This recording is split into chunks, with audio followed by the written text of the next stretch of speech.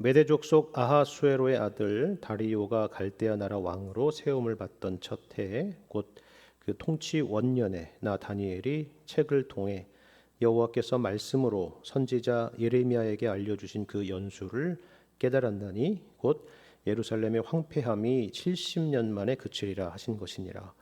내가 금식하며 베옷을 입고 재를 덮어쓰고 주 하나님께 기도하며 간구하기를 결심하고 내 하나님 여호와께 기도하며 자복하여 이르기를 크시고 두려워할 주 하나님, 주를 사랑하고 주의 계명을 지키는 자를 위하여 언약을 지키시고 그에게 인자를 베푸시는 이시여, 우리는 이미 범죄하여 패역하며 행악하며 반역하여 주의 법도와 규례를 떠났사오며 우리가 또 주의 종 선지자들이 주의 이름으로 우리의 왕들과 우리의 고관과 조상들과 온 국민에게 말씀한 것을 듣지 아니하였나이다. 주여, 공의는 주께로 돌아가고 수치는 우리 얼굴로 돌아옴이 오늘과 같아서 유다 사람들과 예루살렘 거민들과 이스라엘이 가까운 곳에 있는 자들이나 먼 곳에 있는 자들이 다 주께서 쫓아내신 각국에서 수치를 당하였사오니 이는 그들이 주께 죄를 범하였음이니이다. 주여, 수치가 우리에게 돌아오고 우리의 왕들과 우리의 고관과 조상들에게 돌아온 것은 우리가 주께 범죄하였음이니이다마는 주 우리 하나님께는 긍휼과 용서하심이 있사오니 이는 우리가 주께 패역하였음이오며 우리 하나님 여호와의 목소리를 듣지 아니하며 여호와께서 그의 종 선지자들에게 부탁하여 우리 앞에 세우신 율법을 행하지 아니하였음이니이다. 온 이스라엘이 주의 율법을 범하고 치우쳐 가서 주의 목소리를 듣지 아니하였으므로 이 저주가 우리에게 내렸으되 곧 하나님의 종 모세의 율법에 기록된 맹세대로 되었사오니 이는 우리가 주께 범죄하였음이니이다. 주께서 큰 재앙을 우리에게 내리사 우리와 및 우리를 재판하던 재판관을 쳐서 하신 말씀을 이루셨사오니 온 천하의 예루살렘에서 일어난 일 같은 것이 없나이다. 모세의 율법에 기록된 대로 이 모든 재앙이 이미 우리에게 내렸사오나 우리는 우리의 죄악을 떠나고 주의 진리를 깨달아 우리 하나님 여호와의 얼굴을 기쁘게 하지 아니하였나이다. 그러므로 여호와께서 이 재앙을 간직하여 두셨다가 우리에게 내리게 하셨사오니 우리의 하나님 여호와께서 행하시는 모든 일이 공의로우시나 우리가 그 목소리를 듣지 아니하였음이니이다. 강한 손으로 주의 백성을 애굽 땅에서 인도하여 내시고 오늘과 같이 명성을 얻으신 우리 주 하나님이여, 우리는 범죄하였고 악을 행하였나이다. 주여, 구하옵나니 주는 주의 공의를 따라 주의 분노를 주의 성 예루살렘 주의 거룩한 산에서 떠나게 하옵소서. 이는 우리의 죄와 우리 조상들의 죄악으로 말미암아 예루살렘과 주의 백성이 사면에 있는 자들에게 수치를 당함이니이다. 그러하온즉 우리 하나님이여, 지금 주의 종의 기도와 간구를 들으시고 주를 위하여 주의 얼굴빛을 주의 황폐한 성소에 비추시옵소서. 나의 하나님이여, 귀를 기울여 들으시며 눈을 떠서 우리의 황폐한 상황과 주의 이름으로 일컫는 성을 보옵소서. 우리가 주 앞에 간구하옵는 것은 우리의 공의를 의지하여 하는 것이 아니요 주의 큰 긍휼을 의지하여 함이니이다. 주여 들으소서. 주여 용서하소서. 주여 귀를 기울이시고 행하소서. 지체하지 마옵소서. 나의 하나님이여, 주 자신을 위하여 하시옵소서. 이는 주의 성과 주의 백성이 주의 이름으로 일컫는 바 됨이니이다. 아멘. 좀 긴 말씀을 함께 읽었는데요. 이게 다니엘의 기도의 내용입니다. 보신 것처럼 정말 상당히 긴 내용의 기도문이 다니엘서에 수록되어 있습니다. 그리고 오늘 본문 바로 다음에 20절 이후의 내용을 보면 이 기도에 대한 하나님의 응답이 등장하고 있습니다. 그러니까 이 다니엘서 9장 전체가 기도에 대한 것이다라고 해도 과언이 아닐 것이다, 그런 말입니다. 물론 성경 안에는 여러분이 보시는 것처럼 다양한 기도문들이 수록되어 있습니다. 예를 들어서 시편 말씀 같은 경우는 거의 대부분이 찬양과 기도로 되어 있죠. 그래서 시편은 우리의 기도의 교과서가 되는 것입니다. 그런데 시편만이 아닙니다. 창세기부터 시작해서 계시록에 이르기까지 곳곳의 내용들을 보시면 여러 믿음의 사람들의 그 기도문들이 담겨 있는 것을 우리가 볼 수가 있습니다. 그런데 특별히 이 다니엘서 말씀 전체 가운데에서 이 다니엘이 이처럼 자신의 기도문을 자신이 그 기도로 하나님께 드렸을 뿐만 아니라 이처럼 기록으로 남겼다라는 것은 뭔가 특별한 이유가 있지 않겠습니까? 그렇죠? 여기에는 시편 기자의 그것과 같이 독자들로 하여금 이 기도문을 읽고 또 생각하고 묵상하고 또 그렇게 기도하도록 독려하는 그런 교훈적인 목적도 이 안에 있을 것이다라는 것을 우리가 생각하게 되는 것입니다. 왜 그럴까요? 기도는 개인적으로 드려야 되는 거 아닙니까? 은밀한 가운데 드려야 되는 거 아니에요? 그런데 다니엘이 자신의 기도를 이처럼 기록해서 후세를 위해서 남긴다는 것은 어떻게 가능한 일이죠? 이런 생각이 들 수도 있겠죠. 그렇죠? 우리도 보면 가끔 기도할 때 뭔가 좀 멋있게 좀 이렇게 누가 보더라도 감동적으로 그렇게 기도를 해서 경건해 보이려고 하는 사람들이 있잖아요. 예수님도 그런 외식하는 자들을 비판하지 않으셨습니까? 그렇다면 다니엘은 정말 자기의 어떤 기도에 대한 그런 것들을 과시하기 위해서 이런 내용을 기록했겠습니까? 당연히 아니겠죠. 오히려 여기에는 우리가 정말 깊이 생각해 볼 만한 기도에 대한 후세들을 위해 중요한 교훈들을 담고 있기 때문에 이런 식으로 그의 개인적인 기도이지만 기도의 내용을 담았을 거다 이런 생각을 하게 됩니다. 그럼 예수님도 생각해 보십시오. 예수님은 물론 때때로 따로 한적한 곳에서 개인적인 기도를 드리셨죠. 우리는 그 기도의 내용을 다 알지를 못합니다. 그런데 또 때때로 기도문을 가르쳐 주시지 않았습니까? 제자들이 우리에게도 기도를 가르쳐 주십시오라고 했을 때에 예수님은 친히 그러므로 너희는 이렇게 기도하라고 기도에 대해서 가르쳐 주셨습니다. 그게 바로 주기도문이죠. 그리고 기도의 내용만이 아니라 기도의 자세, 기도의 태도, 그리고 기도의 유익 이런 등등 해서 기도에 대한 여러 가르침들을 주셨죠. 마찬가지입니다. 다니엘은 지금 단지 개인적인 기도문을 이 안에서 기록하고 있는 것만이 아니라 여기에 상당히 많은 기도에 대한 중요한 교훈과 의미를 담고 있다라는 것입니다. 보면 볼수록 그게 느껴집니다. 더군다나 지금 이 다니엘서 9장에서 다니엘은요, 그 나이가 얼마쯤 됐을 것 같으세요? 대략 80이 넘었습니다. 80이 넘은 노인입니다. 왜 80세냐? 여러분 혹시 다니엘서 1장 1절 말씀을 기억하신다면 다니엘이 언제 포로로 끌려왔냐라고 기록하냐면 유다 왕 여호야김이 다스린 지 3년이 되는 해에 포로로 끌려왔다 이런 설명이 있어요. 이때가 BC 605년이거든요. 근데 지금은 여러분 본문 1절에서 보는 것처럼 메대 족속 아하수에로의 아들 다리오가 갈대아 나라 왕으로 세움을 받던 첫 해라고 되어 있습니다. 이때를 대략 BC 538년쯤으로 이렇게 추측을 합니다. 그러니까 이 둘을 빼면 산술적으로도 대략 67년 정도 되는 것이고 다니엘은 뭐 갓난아기 때 온 게 아니라 처음에 바빌론에 포로로 올 때에 나이가 소년이었었다라고 하는 거니까 어림잡아도 80은 넘은 것입니다. 그렇죠? 그렇겠죠? 제가 왜 갑자기 나이 이야기를 하는 거냐면요. 그래서 이 기도문이 더 의미가 있다. 그런 이야기를 하려는 것입니다. 그 오랜 시간 동안 이 80여 년 동안 이 시간 동안 얼마나 참 국내적으로 수많은 일들이 있었습니까? 제국은 벌써 2번이나 바뀌었죠. 이스라엘은 이미 지도상에서 사라진 지가 오래고 성전도 무너진 지가 오래되었습니다. 이 기간 동안의 다니엘의 인생을 우리가 생각해 보자면 누구는 다니엘이 총리까지 올라간 거 아니야 라고 하면서 그 지위를 부러워할지도 모르겠지만 그가 가지고 있는 신앙으로 인해서 얼마나 큰 고통 가운데 보냈던 시간들이 있습니까?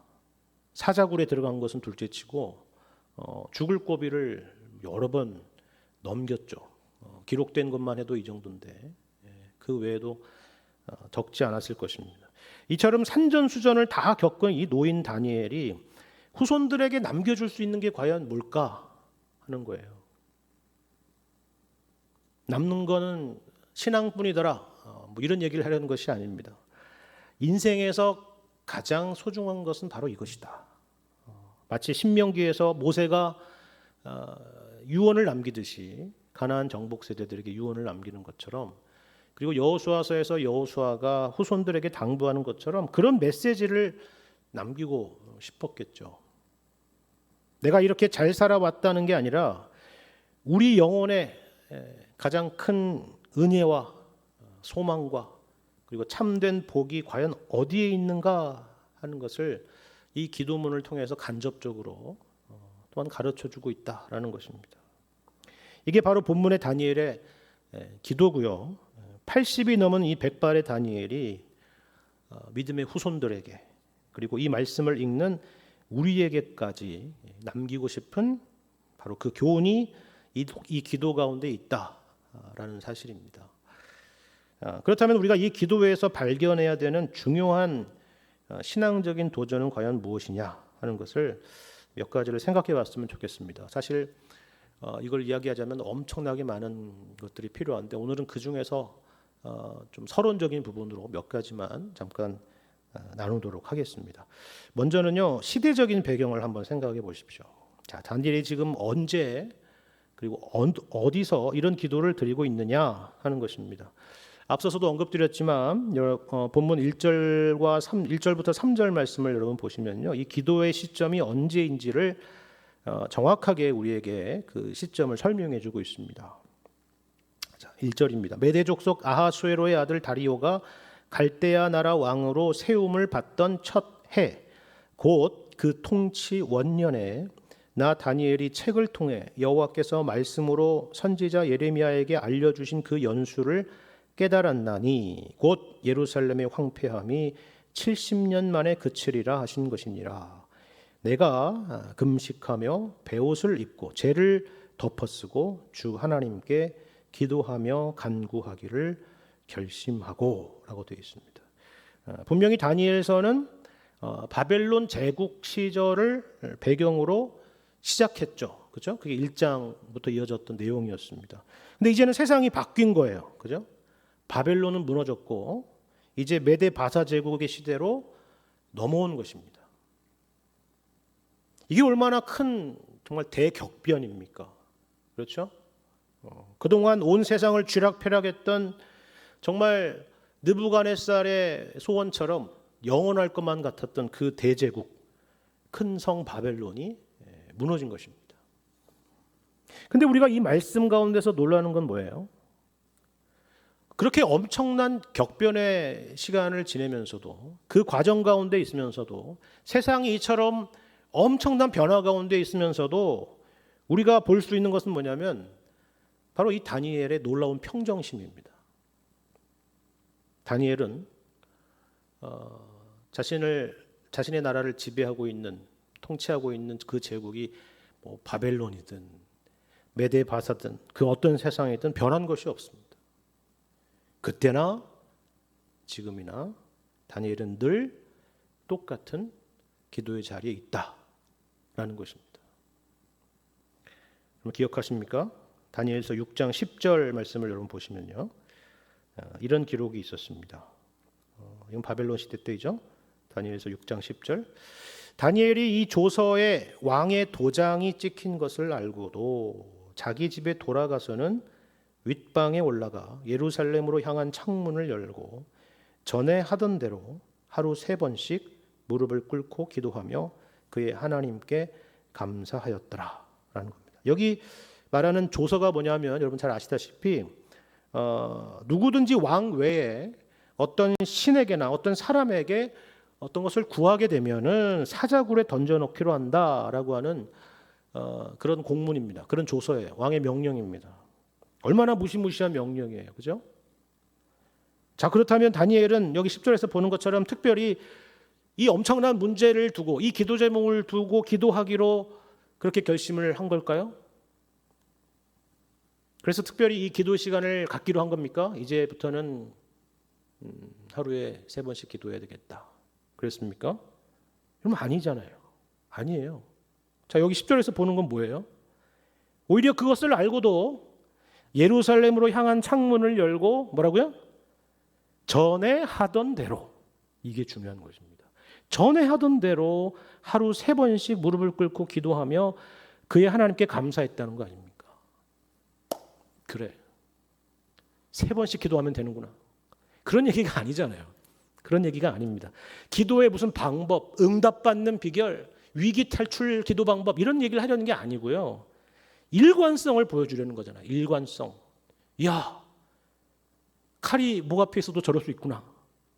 이런 것입니다. 세상이 어떻게 변하든 어떤 위기가 닥치고 어려움이 있어도 내일 지구가 멸망해도 사과나무를 심는 게 아니라 기도를 하는 것입니다. 그렇죠? 언제나 그 기도의 자리를 지키는 것입니다. 저는 1945년 8월 15일이 요일이 언제인지 모르겠지만 하여튼 광복절 그 전주일에도 기도하고 광복절 그 다음 주일도 기도하는 거예요. 그죠? 일관된 거. 세상이 어떻게 변했든 상관없이. 특별함을 말하는 것이 아니라 꾸준함을 보여주려는 것입니다. 꾸준함. 근데 여기서 예루살렘을 향했다라는 것은 무슨 말이에요? 물론 이것은 열왕기상과 역대상 말씀에 기록된 솔로몬의 성전 봉헌 기도를 기억하는 것입니다. 사로잡힌 땅에서 성전을 향해서 기도하거든 주님은 그 기도와 간구를 들으시고 불쌍히 여겨달라고 하는 솔로몬의 간구를 기억하고 있는 것입니다. 그런데 여기에는 그것보다 더 깊은 의미가 있습니다. 그것은 지금 다니엘이 다만 성전이라고 하는 건물을 향하는 것이 아니라 하나님을 향하고 있는 것이기 때문에 그렇습니다. 여러분 이미 이 시기에는 성전이 파괴되고 없지 않습니까?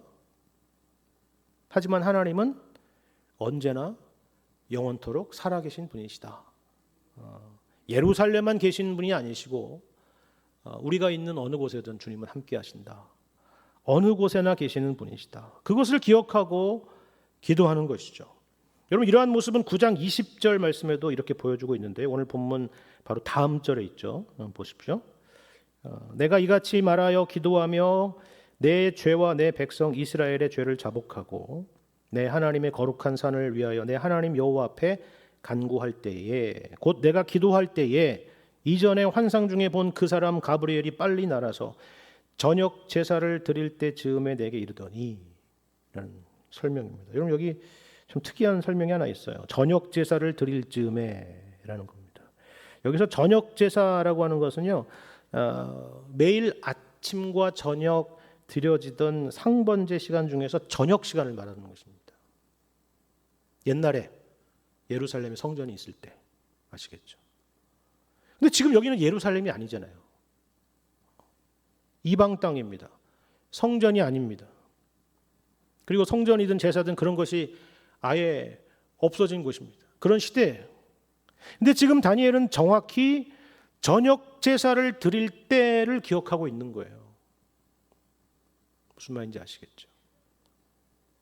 마치 우리가 어떤 해외로 여행을 가거나 출장을 가거나 어떤 업무로 갔을 때에 그것도 주변에 교회는 정말 찾아보기 어려운 곳에 있을 때에도 한국 시간으로 9시나 혹은 11시가 되었을 때에 예배를 생각하는 것과 같은 것입니다. 그렇죠? 그러니까 다니엘은 지금 주변에 보여지는 그 상황이 중요하지 않았다는 거예요. 이것이 보여주는 것은 무엇입니까? 상황이 다니엘이 갖고 있는 신앙을 바꾼 것이 아니라 도리어 언제나 한결같은 그 신앙이 현재 자신이 처한 상황을 바라보는 방식을 새롭게 하고 있다는 사실입니다. 예를 들면 이런 모습 아닐까요? 요즘은 사람들이 교회를 바라보는 모습들이 예전 같지가 않죠. 심지어는 안 믿는 사람이야 그럴 수 있겠다 하겠지만 교인들 가운데서도 그런 분들이 참 많이 있습니다. 물론 여기에는 그동안 여러 교회들이 좋지 않은 모습들을 보였기 때문인 것도 있습니다. 환경이 변했기 때문인 것도 있죠. 그래서일까요? 예전과는 달리 교회를 바라보는 시선이 참 많이 가벼워졌습니다. 가벼워졌다는 게 무슨 말인지 아시겠죠? 성도들을 바라보는 생각도, 직분에 대한 이해도, 교회에서의 어떤 섬김이나 봉사도, 교회에 대한 생각도 예전 같지가 않은 겁니다. 그렇죠? 물론 그렇다고 우리가 무슨 경직되어야 된다 이런 의미로 말씀드리는 것은 아닙니다. 전혀 그런 말이 아닙니다. 우리는 왜 본문에 다니엘과 같을 수 없을까? 이런 생각을 해보게 되는 거예요. 나라가 망하고 제국이 바뀌고 세상이 뒤집혀도 어떻게 저렇게 한결같은 기도의 모습으로 한결같은 신앙으로 하나님 앞에 나아갈 수 있을까? 그런 것이죠. 우리가 잘 아는 것처럼 데살로니가전서 말씀처럼 뭐죠? 항상 기뻐하고 쉬지 않고 기도하고 범사에 감사하며 살 수 있을까 하는 것입니다. 우리가 이 기도를 통해서 그것을 생각해 봐야 된다라는 거죠. 두 번째로 우리가 이 기도를 통해서 생각해 볼 것은 이겁니다. 자, 여러분은 다니엘서 하면은 어떤 내용들이 가장 먼저 떠오릅니까? 어떤 분들은 다니엘의 세 친구가 풀무불에서 살아나온 이야기, 또 어떤 사람은 다니엘이 사자굴에서 살아나온 이야기를 기억할 것입니다. 아니면 다니엘이 거기서 이집트의 요셉과 같이 높은 지위에 오른 것을 기억하는 사람도 있겠죠. 그래서 다니엘 학교 이런 것도 있잖아요. 다니엘 기도. 다니엘처럼 우리도 신앙도 좋고 세상에서도 잘 나가보자 그런 거 아니에요, 그죠? 그런 마음이 있습니다. 근데 그것보다도 다니엘서에서 가장 많은 분량을 차지하고 있는 내용이 뭐예요? 꿈과 환상들 아닙니까? 그죠? 느부갓네살이 꾸었던 꿈과 다니엘의 해석, 벨사살에게 나타났던 일과 거기에 대한 해석, 그리고 네 짐승의 환상, 순양과 순염소에 대한 환상, 70일에 대한 계시, 그리고 마지막 때에 대한 그런 여러 환상들. 왜냐하면 다니엘이 묵시문학이니까요. 묵시문학의 장르를 가장 많이 담고 있으니까요. 그렇죠? 그리고 이 모든 꿈이나 환상 같은 것들은 결국 앞으로 일어나게 될 일에 대한 것들입니다. 역사가 어떻게 흘러가고 어떤 제국이 일어났다가 또 망하게 되고 하는 것들이죠. 그리고 실제로 정말 그런 일들이 역사 가운데 일어나지 않았습니까? 하나님의 예언은 틀림이 없구나라는 것을 확인하게 되죠. 하나님이 모든 역사의 주관자가 되시기 때문입니다. 그것을 다니엘에게 모두 알려주신 거죠. 근데 우리는 여기서 이런 생각을 해요. 만일 여러분이 다니엘이라면 어떻겠습니까? 그런 엄청난 환상을 보게 되고 앞으로 세계가 어떻게 돌아갈지에 대해서 여러분에게 하나하나 가르쳐 주시고 알려주셨다라고 하면은 여러분은 어떻게 할까요? 우리는 일단 그 자체에 놀랄 겁니다. 그리고 나는 참 특별한 사람이구나.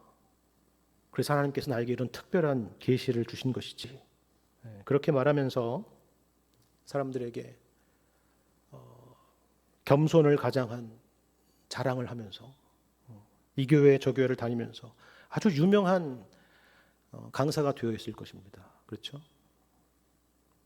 그것도 그저 자기 주관적인 경험이 아니라 다니엘처럼 정말로 그렇게 될 일이라고 한다면 더더욱 우리는 어깨에 힘이 들어가서 그런 말들을 하고 다니겠죠. 근데 오늘 본문에서 다니엘을 보십시오. 다니엘의 태도를 보세요. 하나님께서 이 다니엘에게 보여주신 환상은 정말 계시적인 성격을 갖고 있는 거잖아요. 그러니까 성경에 수록된 거 아닙니까? 정말로 그렇게 될 일에 대한 것입니다. 근데 여러분 2절을 보시면 어떻게 하나요?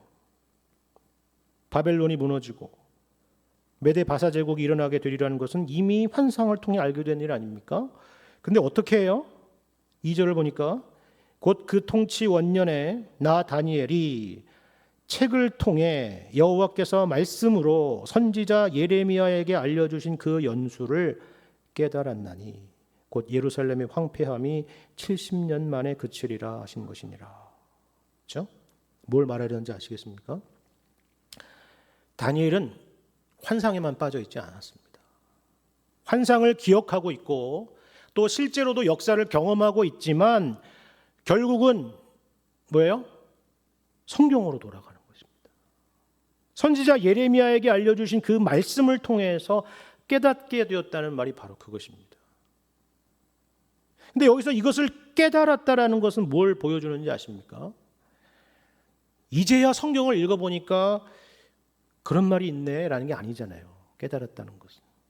다니엘이 평소에 얼마나 하나님의 말씀인 성경에 매달려 살고 있었는지를 보여주고 있는 반증이죠. 뭐 오늘 기도문도 마찬가지예요. 이 내용을 읽어보면 야, 정말 다니엘은 구약의 율법과 성경에 참 능통하고 구약의 역사에도 능통한 뭐 이렇게 똑똑하다는 얘기가 아니라 얼마나 성경을 많이 읽었으면 이것이 고스란히 기도 가운데 다 녹아져 있을까라고 느낄 만한 내용들을 볼 수 있지 않습니까? 그런 것입니다. 그의 머릿속에는 온통 하나님의 말씀인 성경이 있었다라는 것을 우리에게 보여주는 반증인 것입니다. 그런데 이런 균형 그리고 이런 중심을 갖고 있었다는 것이 또 전부가 아니에요. 환상도 주어지고 성경에도 능통한 사람이 우리라고 한다면 우리는 어떨까요? 뭔가 목에 힘도 들어가고 사람을 위에서 아래로 이렇게 내려다보지 않겠습니까? 그렇죠? 근데 다니엘은 어떻습니까? 3절을 다시 보세요. 어떻게 해요? 내가 금식하며 베옷을 입고 죄를 덮어쓰고 주 하나님께 기도하며 간구하기를 결심했다라는 것입니다. 회개에 대한 것입니다. 이게 정상적인 반응이라는 거예요. 하나님의 말씀을 많이 알고 그 깊으신 뜻을 깨달아 알면 알수록 그 말씀은 우리를 겸손하게 만든다라는 거죠. 만약 우리의 신앙이 이 방향으로 가고 있지 않다면 우리는 참으로 잘못된 방향으로 가고 있구나라는 것을 생각해야 된다는 것입니다. 우리가 주일마다 디모데전서 말씀을 나누고 있지 않습니까? 사도 바울도 정확히 그 길을 가고 있잖아요. 바울은 성경의 박사이고 하나님께서 그에게 주신 계시가 얼마나 대단하고 많습니까? 근데 뭐라고 고백한다고요? 죄인 중에 내가 괴순이라 라는 것이죠. 그런 고백이었죠. 우리의 신앙이 이 방향으로 가고 있는지 늘 점검해 보실 수 있기를 바랍니다. 그러고 보면 이 다니엘이라고 하는 인물은요, 현대를 살아가는 우리에게 이처럼 말씀드린 균형이라고 하는 차원에서 얼마나 많은 그런 롤 모델이 되는지 모르겠습니다. 얼마나 도전이 되고 또 귀감이 되는 인물인지 모르겠어요. 왜 그렇습니까? 여러분, 이 다니엘서의 배경은 예루살렘이 아니잖아요. 바벨론이라고 하는 정말 세속의 도시 한가운데 있습니다. 그 중심부에 있습니다. 우리와 다르지 않죠. 아니, 우리보다도 신앙생활 하는 데 있어서 더더욱이나 어려운 환경 가운데 있었던 사람이 다니엘입니다. 근데 어떻게 해요? 산속에 들어가 살거나 아니면 지하에 숨어 사는 것이 아닙니다. 거기서 홀로 거룩하게 신앙생활을 하는 게 아니에요. 오히려 현실에 가장 깊숙한 곳에 있습니다.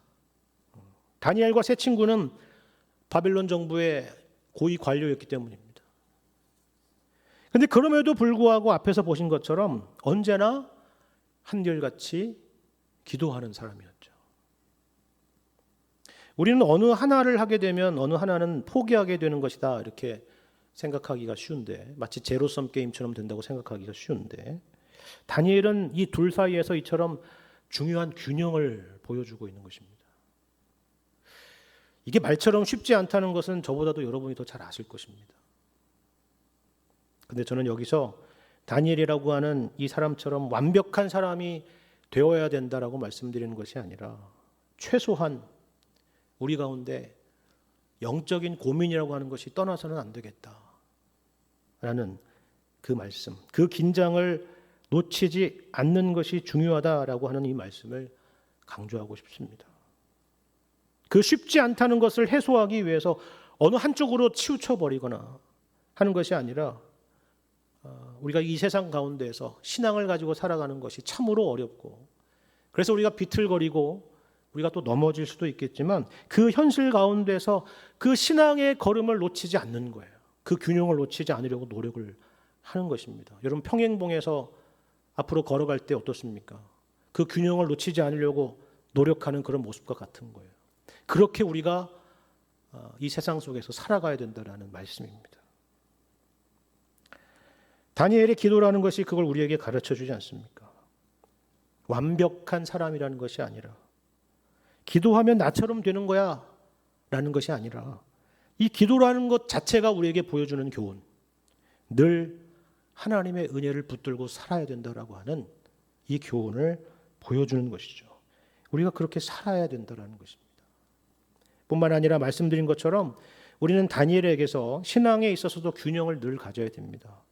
환상이 있지만 기록된 말씀을 항상 붙들고 있고, 또 이것을 바탕으로 기도하며 나아가듯이 우리 신앙에 있어서도 어느 한쪽에 치우침이 없는가 하는 것을 늘 살펴봐야 하는 것입니다. 오늘 본문의 기도에서 우리가 생각해 볼 마지막 내용은요, 이건데요. 우리에게 기도라고 하는 것은 왜 필요한가 하는 근본적인 질문에 대한 것입니다. 왜 이런 질문을 하게 되느냐 하면 이런 부분 때문이에요. 여러분, 환상이라고 하는 것은 말씀드린 것처럼 앞으로 되어질 일에 대한 것 아닙니까? 오늘 본문에서 다니엘이 예레미야 선지자의 글을 통해서 알게 되었다는 것도 그거잖아요.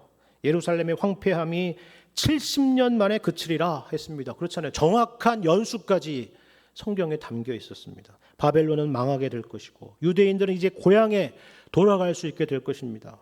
이게 하나님의 계획이죠. 반드시 그렇게 될 일입니다. 누가 이것을 막겠습니까? 그렇다면, 반드시 그렇게 될 일이라면 기도는 왜 필요하죠? 어차피 그렇게 될 일 아닙니까? 우리가 기도하든 하지 않든. 오히려 반대로 우리가 그렇게 될 줄을 모른다고 한다면, 이 유대인의 민족의 장래가 캄캄한 밤에 암중모색을 하는 것과 같다면, 우리가 내일을 알 수 없기 때문에 기도하는 것은 당연한 일일 수 있겠죠. 그래서 우리도 장래를 위해서 기도하고 또 자녀들을 위해서, 가족을 위해서 기도하지 않습니까? 그런데 만일에 앞으로 될 일을 우리가 정확히 알고 있다면 굳이 기도가 필요할까요? 굳이 기도가 필요하겠습니까? 우리는 이 질문을 피할 수 없고 또 반드시 이 말씀을 통해서 해봐야 될 질문입니다. 우리는 왜 기도를 해야 될까요? 그런데 생각해 보면요, 사실 이 질문부터가 조금 잘못됐습니다. 여러분, 관점을 한번 바꿔보십시오. 우리의 관점이 아니라 하나님의 관점에서 과연 기도라는 것은 뭘까요? 어차피 하나님이 모든 역사와 만물을 주관하시는 분 아닙니까? 하나님의 뜻대로 안 되는 것이 있나요? 하나님이 일을 행하시는데 우리의 도움이 필요할 만한 게 있습니까? 너희들이 안 도와줘서 이거 못하겠다, 그럴 만한 게 있나요? 그러면 전능하신 분이 아니시겠죠? 그렇잖아요. 그렇다면 바로 그 하나님께서 우리에게 기도하라라고 명하시는 것은 어떤 의미일까요? 이거는 사실 의무가 아니라 특권 아니겠습니까? 주님께서 행하시는 그 일에 우리를 참여시키고 우리를 동참시키고 있기 때문에 그렇습니다. 예를 들어서 여러분이 미국의 백악관의 대통령이 아니면 세계에서 제일 큰 대기업의 회장이 여러분에게 전화를 해서 앞으로 이 사업을 하는데, 국정을 운영하는데 네가 좀 와서 도와줘야 되겠어 라고 하면 우리가 뭘 도와줄 수 있을까요? 그죠? 근데 그것 자체가 영광이잖아요. 거기에 참여하는 것 자체가. 근데 그런 상황에서 아이고 뭐 어차피 알아서 하실 건데 내가 뭐하러 가겠습니까? 이런 생각하는 사람이 있을까요? 없잖아요. 그게 기도라는 것입니다. 하나님의 관점에서 생각해보는 기도입니다. 이게 참 놀라운 일이라는 것이죠. 그렇죠? 오늘 본문에 다니엘의 기도의 내용을 보면요, 오늘 다 살피지는 못하겠지만 이 기도의 대부분은요 회개의 기도입니다. 그렇죠? 모르는 사람이 보면요 다니엘이 무슨 엄청난 중죄라도 지은 것처럼 보이겠지만 우리는 사실 다니엘을 알지 않습니까? 다니엘은 지금 이스라엘 민족의 죄악을 자기의 죄처럼 여기면서 기도를 하고 있습니다. 이것이 14절까지 내용입니다. 그리고 15절부터 19절까지는 하나님의 영광을 위한 기도입니다. 우리가 죄인인 것은 분명합니다. 우리가 하나님 앞에 큰 범죄를 범했습니다. 심지어 우리가 이 바벨론 땅에 왔어도 그 모습은 여전합니다 라고 고백하지만, 만일에 하나님께서 그래서 우리를 그 죄악대로 망하게 하신다면은 하나님의 위대하신 이름은 과연 어떻게 되겠습니까? 라는 그런 기도예요. 이것은 분명 우리가 형식적으로 드리는 그런 회개의 기도나 지금 회개하고 있으니까 용서해달라는 그런 식의 단편적인 기도가 아니겠죠. 진정으로 하나님의 이름과 영광을 위한 기도입니다. 이 일을 통해서 주님의 이름이 높아지기를 바라는 그러한 기도입니다. 그것만을 향하고 있는 기도인 것입니다. 그래서 여러분, 오늘 본문 마지막 19절에서는 이렇게 기도가 마무리되고 있지 않습니까? 주여 들으소서, 주여 용서하소서, 주여 귀를 기울이시고 행하소서, 지체하지 마옵소서. 나의 하나님이여, 주 자신을 위하여 하시옵소서. 이는 주의 성과 주의 백성이 주의 이름으로 일컫는 바 됨이니이다 라는 것입니다. 어떤 분들은 이 9장 19절의 말씀을 보면서 여기에 주여 삼창 기도가 나왔다고 말씀하는 분도 계세요. 주여가 3번 나오잖아요, 그죠? 그래, 여기서 주여 삼창이 나왔구나 하는 겁니다. 물론 3번 나오는 건 사실입니다, 그렇죠? 근데 목적이 전혀 다르잖아요. 목적이, 우리가 주여 삼창을 하면서 기도하는 대부분의 이유는 내 기도를 들어달라는 거 아닙니까, 그죠? 좀 이렇게 간절히 기도하고 있으니까 좀 들어달라는 기도가 의미에서 주여 삼창 기도잖아요. 근데 여러분, 이 말씀을 보세요. 19절 말씀. 여기에서의 강조는 전혀 다르지 않습니까? 그 간절함이 어디를 향하고 있어요? 자신의 요구와 목적과 소원에 초점이 있는 것이 아니라 오직 주님의 영광과 주님의 이름만을 목적하고 있는 것입니다.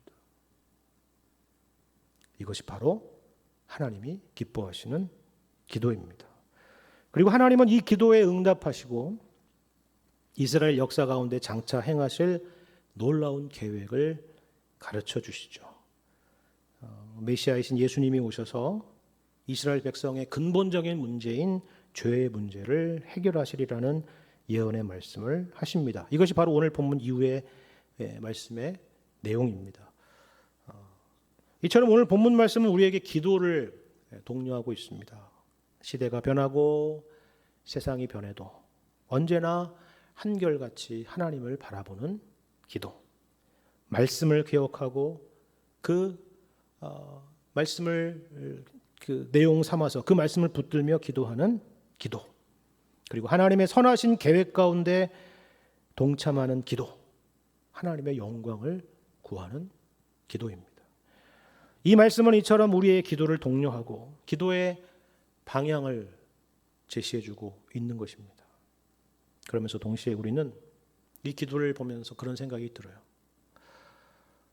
우리가 이렇게 기도해야 되는 것도 맞지만 우리 곁에 누군가가 우리를 위해서 이런 기도를 해줄 수 있는 분이 있다면 얼마나 좋을까 하는 생각이 들죠. 그렇죠? 근데 성경은 역시나 이 2가지를 모두 우리에게 말씀하고 있지 않습니까?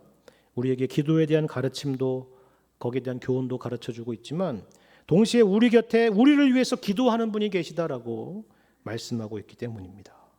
그분이 바로 예수님이십니다. 다니엘은 백성의 죄를 자신의 죄로 여기면서 기도했지만 다니엘도 역시 죄인 아니었습니까? 그렇죠? 하지만 죄 없으신 예수님은 인류의 모든 죄를 짊어지시고 우리를 위해서 죽으시고 부활하셨습니다. 그리고 승천하셔서 하나님 우편에서 우리를 위한 영원한 중보자가 되셔서 우리를 위해서 간구하시는 분이시다 라고 우리에게 가르쳐주고 있습니다. 우리에게 예수님이 있다는 사실, 그리고 우리에게 기도라고 하는 놀라운 특권이 있다라는 사실, 이 2가지 사실을 항상 기억하시기를 바랍니다. 이 은혜에 감사하시고 기도로서 이 은혜와 특권을 누리며 사시는 여러분과 제가 되기를 주님의 이름으로 간절히 축원합니다.